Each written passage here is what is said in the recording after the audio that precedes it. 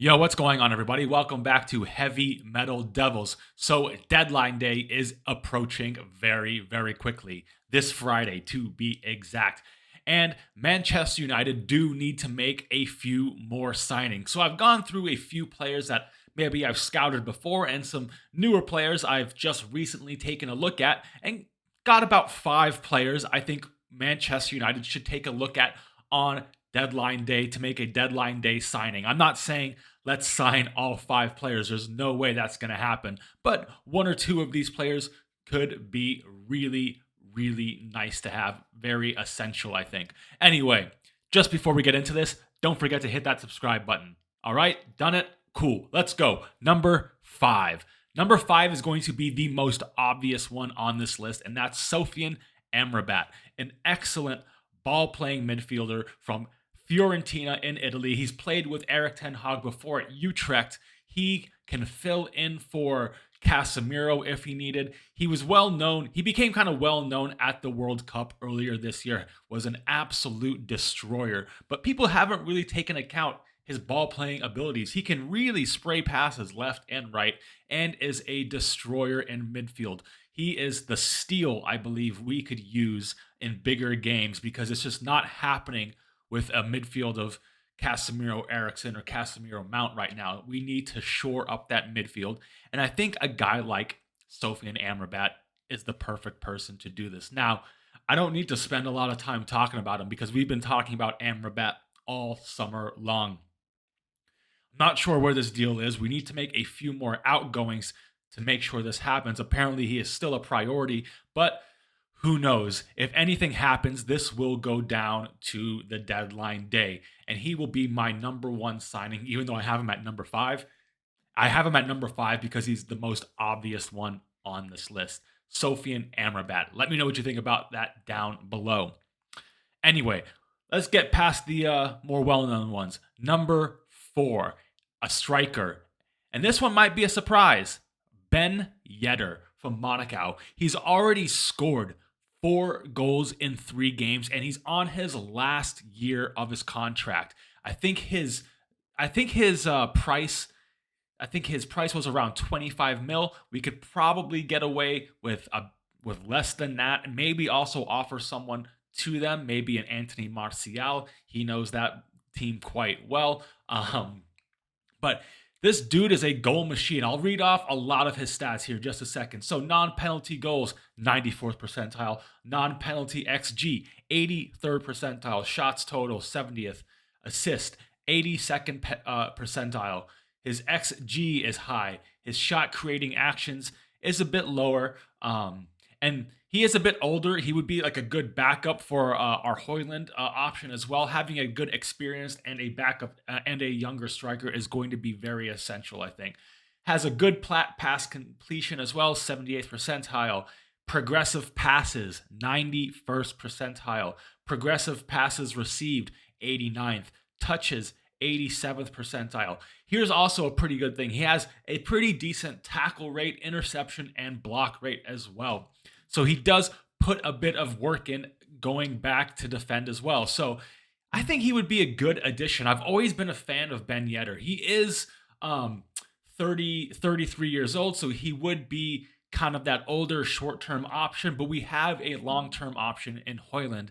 I don't see why we couldn't do anything like this. Like I said, he is on his last year of his contract. Maybe we can do a loan option or a short fee type thing. But I would definitely maybe throw some some feelers in for Ben Yedder. Always been a fan. Let me know down below. Anyway, let's keep going. Number 3.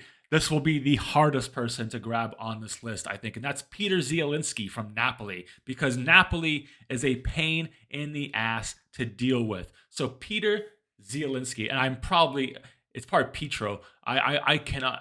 I'll say Peter. He is an outstanding midfielder that can play in the 8 and be a bit more attacking. He's been linked to guys like Christian Eriksen, Luka Modric. Got Martin Odegaard on this list, Gundogan as well, and his stats are insane. He is 29 years old, so another short-term option, also on the last year of his contract. Just keep in mind, every player I'm talking about is either a free agent or on their last year. So that's why I think they'd be cheaper options. Anyway, he ranks really high for goals, 86th percentile goals, 94th percentile in shots total, assists, 96th percentile, ex, uh, ex, expected assists, 99th percentile, shot creating actions, 99th percentile, guys. This guy is a machine. Passes attempted, 75th percentile. Progressive carry, so you know he likes to carry the ball, 84th percentile. Progressive passes received as well, 91st. This guy is an absolute machine. He was an essential part to Napoli's success last year. I think he could really come in and be a better option than like a Gravenberch or maybe even an Amrabat.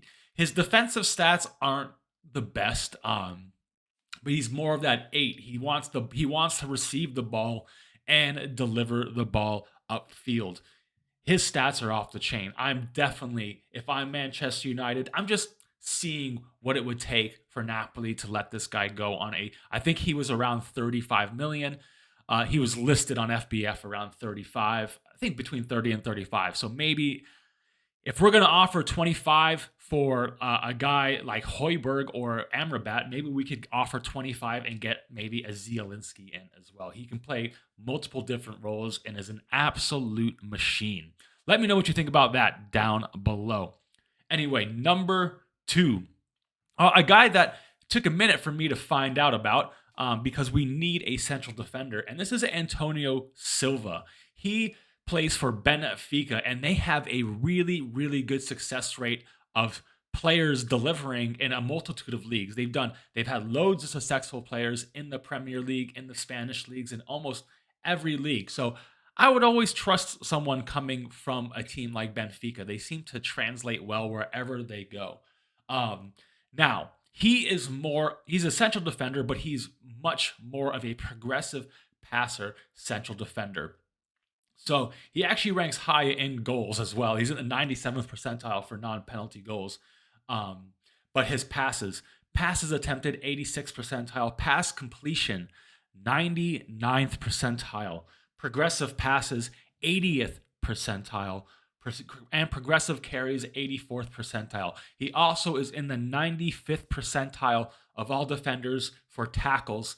But his interceptions, blocks, and clearances, and his aerial duels are quite low. Though I'm not going to take I'd actually want interceptions to be a bit higher than tackles. But yeah, that's my only concern. But his ability to dish out passes is unbelievable, and we all know that Benfica just have a great track record of finding these players and training them and moving them on, and they all almost become successes. A lot of them do.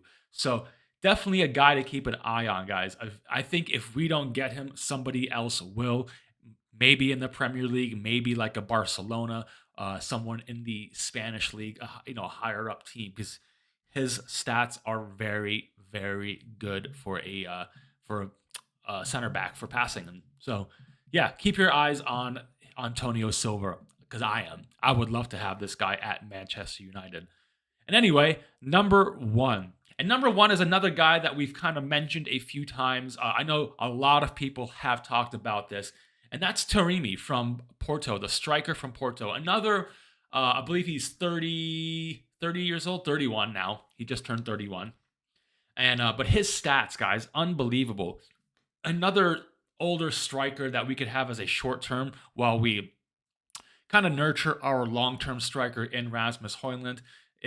But his stats are crazy. He has over 30 goals and assists, goal involvements last season. And every season prior to that, he's been extremely consistent. Let me get his stats. Let me get his statistics. So here's where he ranks really high. Assists, shot creating actions, goals in the 84th percentile, passes as well. Progressive carry, so he's also a good carrier of the ball. He likes to score goals, but this is the actual section that I am very interested as a striker. He has a very high tackle rate interception rate, and block rate for a striker. It's all in the green, guys. So you know he likes to graph. He's an absolute hard worker. Looks like he's good at pressing, up for winning the ball back, down to drop back when needed and win the ball, and then drive up forward. He can almost do everything, guys. And every season, he's basically scored. I'm just taking a look. In Porto, it's been 22, 22 league goals, 20 league. These are all league goals, by the way. 22 league goals, 20 league goals, 16 league goals. That's not including, Champions League or the League Cup they have there. He is just absolutely tearing it up there. And I think he could be the best option for a striking partner with Rasmus Højlund to help maybe guide Rasmus and help cover for when he does get injured. Well, he's injured right now. But maybe we can make a swap deal happen. Maybe we could send Martial that way because we don't know how and if Martial will stay fit this season.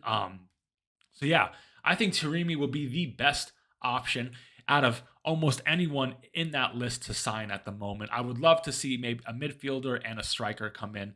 I've just heard that Harry Maguire is staying, so maybe we won't go for a defender, but let's keep all the options going, guys. Comment below which of these options would you like to see at Manchester United. I think all 5 would do fine, but I'd expect maybe 2 more signings to happen, maybe 3, depending if we can actually get anyone sold, but track record says that ain't going to happen. So anyway, comment below which ones would you like to see, or is there anyone that I've missed that you'd like to see? Let me know down below, and I will see you all on the next one. Don't forget to subscribe for more videos like this as well. I'll see you later. Peace.